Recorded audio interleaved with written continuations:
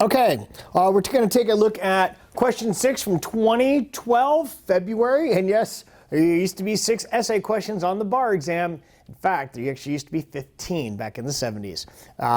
So now you snowflakes all got it down to 5 and got it down to a 2-day exam. So congratulations, complaining does actually work sometimes. Okay, let's take a look at the call to question. What defenses may Donna reasonably raise and how are they likely to fare? Now, really interesting call to question, because one of the things when you read this fact pattern you're going to come to realize is, wait a second, what defenses may Donna raise? It seems like she's the one who should be wielding the sword. I mean, everything bad happened to her and now she's on the wrong side of a lawsuit? That doesn't make sense. So sometimes it's hard to wrap your mind around. As you can see, Perry, the landlord, is the plaintiff, but Perry's the one who's really kind of being in the wrong here. Perry's really he's really in the wrong here. So you're sitting there going, what kind of defenses should she raise? Instead of focusing on those exact words, do this. Just take every issue as it comes and discuss it. Even if you don't really technically talk about it in defenses, I'm telling you that absolutely 100% works. Instead of getting yourself confused with trying to raise defenses and, just talk about what happens, go in order chronologically, exactly what I'm going to do right now. And a lot of times students will come to me like, oh, well, how would you attack this essay? Exactly like I'm attacking it right now. It does not change. I don't know why, you think I'm doing the exact same strategies that I do in every essay, on every audio, in every model answer, in every video, the exact same way I expect you to do it on the exam, and the exact same way I would do it if I was taking a bar exam in whatever state. Okay, let's take a look. Donna was looking for a place to live. All right, so right there, I'm thinking to myself, it's gonna be landlord-tenant. Perry owned a 2-story home with the 2nd story available to lease. Okay, so we have Perry on the bottom floor. He's renting out the top floor. And because they're sharing the home, think about it, it's a little bit of a more intimate space. And that actually does factor in. First of all, the Fair Housing Act doesn't apply because the Fair Housing Act only applies to rental units of more than 4 units and when it's not owner occupied. It doesn't apply to 4 or less units that are owner. I'm not saying that right. Anyway, you need at least 5 units for the Fair Housing Act. Okay. And I hope I even said that right. I might have actually tripped up because it's 4 or more units. I think it's 4 or more, and if it's whatever. I don't know why I'm struggling with that. Not relevant for this question anyways. So Donna and Perry signed a 2-year lease. Okay, so what kind of lease do we have? Let's just talk about that. Because maybe one of the defenses she's going to raise is, hey, the lease was invalid. So here, they signed a 2-year lease. Well, what kind of lease is it? It's term for years, also known as a fixed-term tenancy. Don't be confused. If the written agreement was for 9 months, would that be a tenancy for years? The answer is yes. Technically, it's called a fixed-term tenancy. And what a fixed-term tenancy is, because you know it's fixed. It's like if you rent this place for 3 hours. That's a fixed-term tenancy. If you rent it for 2 years, fixed term, which means both parties know at the end of 2 years, you know when your lease is up. There's no reason to give notice. We all know when the lease is up because we signed the lease. That was our notice, okay? So fixed term tenancy for 2 years, it's got to be in writing, no problem. It looks like the lease is valid. And it says the lessee, who is Donna, may assign the lease premises only with the prior consent of the landlord. So this is like what's like in a no assignment, no sublease clause, which are valid. And not only are they valid, but on these type of situations, because we have an owner-occupied place, Perry, the landlord, can actually withhold consent for pretty much any reason. I mean, he's going to have to live with the other person, so he can be very selective on who he decides to live with. Keep that in mind. So even as something as arbitrary as what he ends up doing, turns out to be okay. Upon moving in, Donna discovered, and you see what I'm doing? I'm just going in order about how, by the way, this is also strictly construed against the landlord. But I think there's no problem here, because, and what I mean by strictly construed, if it says you may not sublease, then you can assign. If it says you cannot assign, well, then you can sublease. If it says you can't do both, then you can't do both. Upon moving in, Donna discovered the water in her shower became very hot if Perry ran the water downstairs. Okay, so we got a little bit of old school plumbing. When Donna complained to Perry about the shower and asked him to make repairs, he refused, saying, "I'll make sure not to run the water when you are in the shower." Okay, let's address that. So, because we're going to have possibly an implied warranty of habitability issue. I mean, scalding hot water, it says very hot, that you can't shower in a place that is extremely cold water, unless you're a complete psycho, or if it's incredibly hot water, you can get scalded. So that would make the place uninhabitable. So we're going to be eventually getting at, and we're going to use this in our argument, implied warranty of habitability. Now, let's take a look at this issue. And you see what I'm doing? I'm just literally going in order. And it doesn't matter if it's here or two issues. It does not matter whatsoever. And that's why I think it's so frustrating when students are like, oh, it's my organization. No, it's not your organization. It's the fact. It's the plain and simple fact. You either know it or you don't. And if you don't pass an essay, you just didn't know it. There's no two ways about it. And anything else would just be a bullshit excuse. Okay, implied warranty of habitability. Let's talk about the scalding hot water. Okay, does this make the place uninhabitable? Does it make it impossible to live in? And well, the answer would be yes. If you have scalding hot water, you're not going to be able to take a shower. However, although the problem hasn't been fixed, it's been fixed. Because while he's not getting the plumbing redone or having a plumber come in, he's like, hey, I'm just not going to run the water while you're there. Now, that's a temporary solution. In fact, it might work for the next 2 years if that's the case. He doesn't have to spend the money on it so long as he just doesn't do it. All right, not the best solution, but definitely a positive solution and one that actually does work. Perry soon adopted a new diet featuring a strong-smelling cheese. Donna told Perry that the smell of the cheese annoyed and nauseated. Too bad, that's my diet now. Okay. Strong-smelling cheese. So let's talk about the cheese. All right, does that make the places uninhabitable?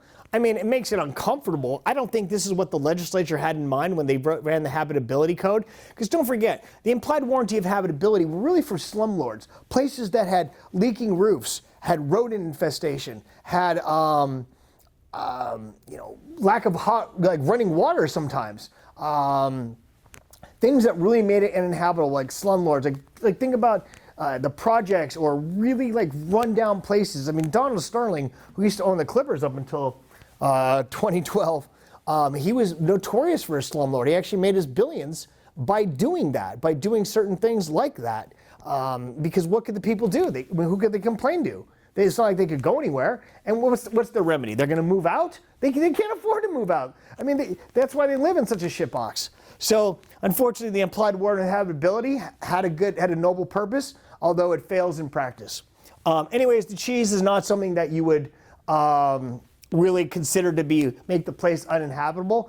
It's just uncomfortable, and be honest with you, Perry's kind of being kind of a dick. All right, after constantly smelling it for 3 weeks, and also, is this something that a person with normal sensibilities would have problems with? I don't know. Some people like strong smelling cheese. I personally hate the smell of perfume more than anything. It drives me crazy. I hate when guys wear cologne or women wear perfume, but some people actually love that smell. So we're all different, and that's why I don't think this makes it uninhabitable. But is this a nuisance, by the way? We have a substantial and unreasonable. Okay. We'll talk about unreasonable. Reasonableness is a balancing test. Usually factors have to do with, and you can tell this doesn't quite fit into the rubric of what we're used to with the nuisance. It's not like it's a pig farm in the middle of a residential area. It's not like it's a chemical factory next to a bunch of businesses. So it doesn't really fit into the category of nuisance. And besides, what is strong, like I just said about the perfume, what a substantial number of people, because reasonableness, you think about the word reasonable, it's factors. It's a balancing test. What is reasonable, what's not? I think it's reasonable for him to be able to eat his cheese. I think it's reasonable for her to say don't. I mean, they do live together. They have to cohabitate. Who gives? Where's the compromise there? So whether or not it's unreasonable, I don't know about that. Is it substantial? Would a large number of people consider this to be offensive? I don't know, but I think you're going to have a hard time proving nuisance. It just seems to me it doesn't really fit for that. So to me, that would be a quick discussion because there's really not much to say there. Again, it doesn't really fit too much into the category.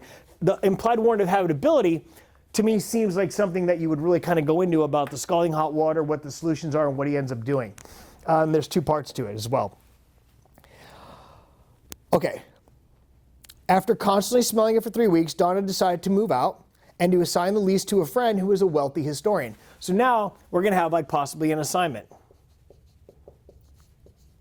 And this goes back to no assignment sublease. So you can categorize that under here. You can do a whole new thing. It doesn't matter how you do it. Examiners don't really care one way or the other as long as you discuss it properly and correctly and accurately.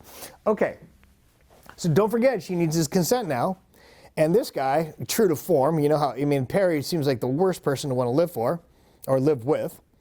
Donna sought Perry's consent, so she's doing, again, it seems like this poor girl is doing everything she can right to make things like, to make peace, and this guy's just being a complete ass. All right, so she wanted to assign the lease to her friend, and an assignment is all. As you can tell, the A in assignment goes to all. Instead of sublease, it's just a part. It's less than. That's why the word sub is less than. Substitute teacher, subcontractor, subprime. Perry refused consent, saying, I've had bad experience with historian. Oh, I'm sorry. Don decided to do a friend who's a wealthy historian.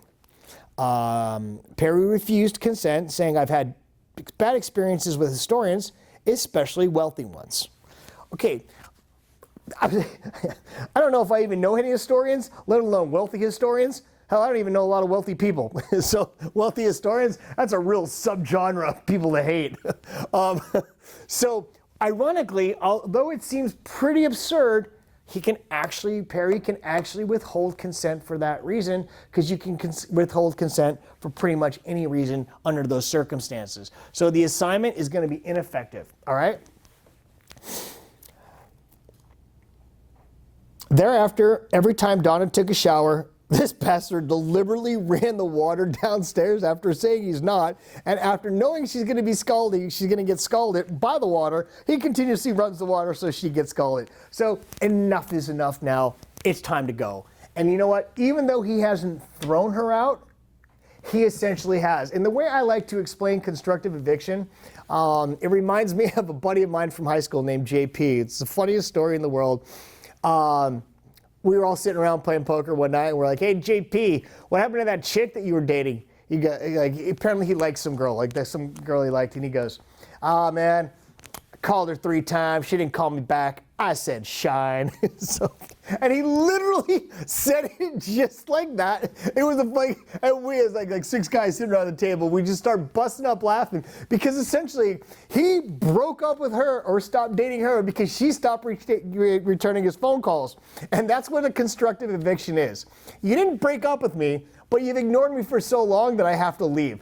That's exactly what it is. So it's not an actual eviction, it's a constructive eviction. Like, you're not telling me to go, but I read you loud and clear. You don't really have to say anything. I'm out of here. So with the constructive eviction, and it's very similar to the implied warranty of habitability, it's just this applies to housing, whereas constructive eviction generally applies, because they have like almost the same remedies. Constructive eviction is generally used for businesses, but of course you can also use it for this as well. So all that means is you must move out. Because it's a constructive eviction, a constructive breakup, if you will, you have to move out. So she's given him notice. She's given him the opportunity to fix.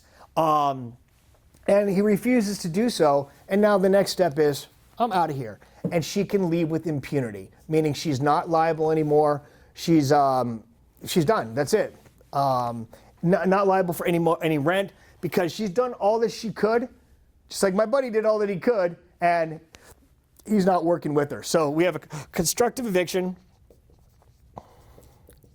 And don't forget, the most important part about the constructive eviction is you have to move out, because it can't be a breakup if you guys are still seeing each other. So it can't be a constructive eviction if you're still living in the place because you haven't been evicted. You're still living there. Maybe it's not the most pleasant environment. Maybe it's not the best relationship, but you haven't been evicted yet. Okay. So Where's it at? After 2 weeks of worrying about taking a shower or fear of being scalded, and that's not proper. So clearly that's an implied warranty of habitability. Now this makes the issue even more. Don't forget, it was fixed, and now we have the problem coming back. With the order of the cheese still pervasive, Donna stopped paying rent, which she's legally entitled to do under constructive eviction, returned the keys and moved out. That's it, I'm done. At that time, there were 22 months remaining on the lease. I mean, she didn't last very long at all with this guy. I mean, he was that within 2 months. She's like running out of there, if I'm doing the math right. Okay, now it's constructive eviction. So what does he have to do now that she leaves? He's assuming the constructive eviction was valid, then she's not liable for any more rent. But gosh forbid that she's not, then he has to mitigate his damages. And that means he has to try and fill the spot. And he won't, let's say he could have filled the spot in 2 months and the constructive eviction was invalid for whatever reason. Let's say she actually breached the lease and he could have filled it within 2 months. She's not liable for any more rent after the 2 months that it took him to fill the spot, because she's not going to be liable for any damages that he could have saved. It doesn't mean if you don't mitigate, keep this in mind. If you do not mitigate, it doesn't mean you will not recover. You will still recover for damages because the person breached. However, you will not get the amount of damages that you could have saved by mitigating. So if I would have only had $1,000 in damages, if I mitigate it, I'm still going to get that $1,000. But let's just say I have $5,000 in damages because I didn't mitigate. I'm only getting $1,000 because I could have saved $4,000 by mitigating. And I don't have to mitigate. I'm just not going to recover what I don't lessen, what I don't try to mitigate. So some people don't really understand how that works, and that's how the concept does play out. So there we go, duty mitigate, and it says here. Now this guy is great. Perry is great because now he's suing her for breach of the lease, and obviously she didn't breach the lease. He breached the implied warranty of habitability. The assignment, she never ended up assigning it, and he was allowed to withhold consent. We have a 2-year term. I wouldn't necessarily say this was a nuisance. I don't think that's the strongest argument that Donna can make. Constructive eviction, she did move out, and he has a duty to mitigate. No matter what, I mean, it doesn't matter. She's not liable anymore once she handed him the keys and she's done. So damages for past rent due, which she's not going to get. And so past rent due and prospective rent, I mean, that's really much the same thing under these facts. So you could bring them all at one. And it says, what defenses may Donna reasonably raise? Oh, she's got some defenses that, well, the lease was valid, this was valid, he breached the implied warranty of ability, and she was constructively evicted. Those are her two best defenses. There you go. Straight up landlord-tenant essay, very common. Implied warranty of habitability, constructive eviction, nuisance, types of lease, assignments, extremely common issues. So this is a really good essay to get thoroughly familiar with in case you see something like that again. Okay, and that's a wrap for 2012, question 6, real property.